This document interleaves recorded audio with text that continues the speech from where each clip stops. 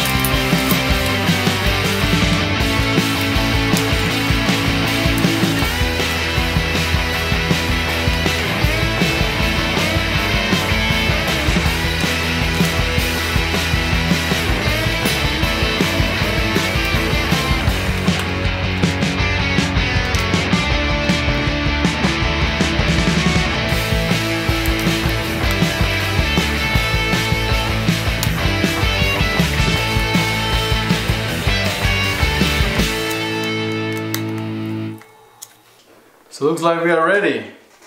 It took some time to install it, especially to cut this thread here, but right now it feels really strong, really sturdy. I can feel it flex a little bit. Not sure if you guys can see the movement, but I can already see how it flexes. You can adjust with these bolts right here, and you can also change this elastomer. So for now, I'm just gonna go with the basic setting. Man, I cannot wait to go for a ride. So hopefully in the next couple of days I'll be able to go out. Of course, I'll do the video. I will share my first impression. I'm really excited.